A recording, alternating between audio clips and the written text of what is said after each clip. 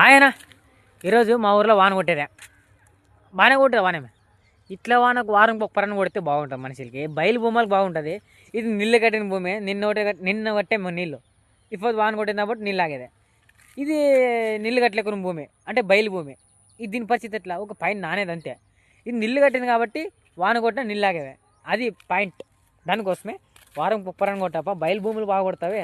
ఆడొక శని కనబడుతుంది మీకు అడగా ఎక్కడ చూస్తున్నాను ఆడగా ఆ చేను మాత్రము హైలైట్. ఈయన అక్క బయలు భూమి ఇంత నాకు అది ఇది కదా బయలు భూమి అదే అంటే ఇదొక్కటి వాన కొట్టేది. రేపు వేస్తుంది మా మంగ పిండి తల్లుతారు రేపు అల్లాడిస్తారు.